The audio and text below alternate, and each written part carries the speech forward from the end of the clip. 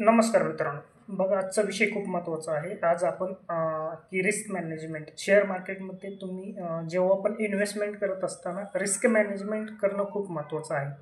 तर बघा, risk management करत असताना रिस्क मॅनेजमेंट म्हणजे काय? तर बघा, एक तुमचा जो रिस्क आहे म्हणजे जी तुमचा तो होणारा तोटा आहे, तो कमी प्रमाणात करण्यासाठी म्हणजे यालाच आपण रिस्क मॅनेजमेंट असं म्हटलं जातं. आता बघा, रिस्क मॅनेजमेंट म्हणजे काय? तर त्याच्यामध्ये काही पॉईंट असतात, की शेअर मार्केटमध्ये इन्व्हेस्टमेंट करत असताना आपल्याला रिस्क मॅनेजमेंट करणं खूप गरजेचं असतं. आता बघा, याच्यामध्ये सगळ्यात महत्त्वाचं, तुम्ही जर इंट्राडे करत असाल तर इंट्राडेमध्ये तुम्हाला स्टॉप लॉस लावणं खूप गरजेचं असतं.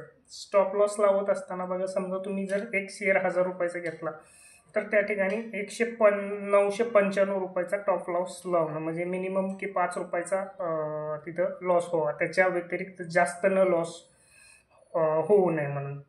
त्याच्यानंतर बघा, स्टॉप लॉस नंतर एक विचार जर करायचा तर म्हणलं तर ट्रेंड सायझिंग म्हणजे बघा, की ट्रेंड सायझिंग करणं खूप महत्त्वाचं आहे, की तो ट्रेड जो आहे त्याचं पूर्ण व्हॅल्युएशन किती आहे. मग समजा तो शेअर्स महाग जर असला तर त्याच्या साईजनुसार तुम्हाला म्हणजे त्याचं मार्केट कॅपिटलायझेशननुसार तुम्ही इंट्राडे करणं खूप गरजेचं आहे. आता सगळ्यात महत्त्वाचं बघा, रिस्क मॅनेजमेंटमध्ये अजून एक पॉईंट येतो, पोर्टफोलिओ डायव्हर्टिफिकेशन म्हणजे याच्यामध्ये कसं असतं, की तुम्ही एका शेअरमध्ये पैसे इन्व्हेस्टमेंट न करता याच्यामध्ये डिफिकल्ट म्हणजे वेगवेगळ्या शेअर्समध्ये तुम्ही पैसे इन्व्हेस्टमेंट करा.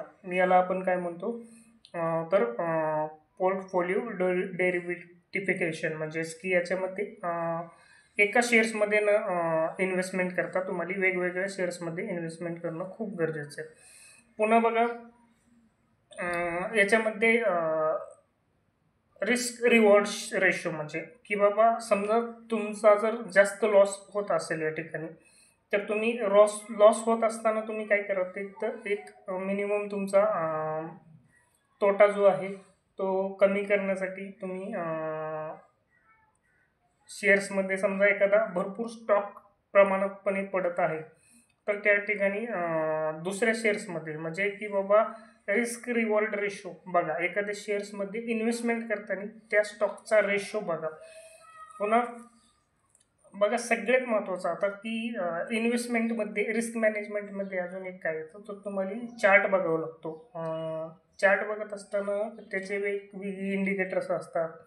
RSI इंडिकेटर असतो, व्ही वॅप इंडिकेटर्स असतो, असे विविध इंडिकेटर्स तुम्हाला बघणं खूप गरजेचं आहे. आता याच्यामध्ये स्टॉकमध्ये बी इन्व्हेस्टमेंट करताना तुम्ही कुठल्या प्रमाणात करता, म्हणजे याच्यात एक पॉईंट आहे की लो लेव्हरेज म्हणजे याच्यात इन्व्हेस्टमेंट करत असताना बघा, 3 प्रकारचे स्टॉक असतात. एक तर लार्ज कॅप, मिड कॅप आणि स्मॉल कॅपमधील कंपन्या. त्याच्यानंतर पेनी स्टॉकमध्ये. आता पेनी स्टॉकमध्ये तुमचा जोखीम जास्त असते, परंतु पेनी स्टॉकमध्ये कधी कधी फायदा पण असा तुल्य प्रमाणात भरपूर भेटतो. तर बघा, रिस्क मॅनेजमेंटचे मी पॉईंट काढले. तर व्हिडिओला जास्तीत जास्त लाईक करा, शेअर करा आणि सबस्क्राईब करा. थँक्यू. नमस्कार.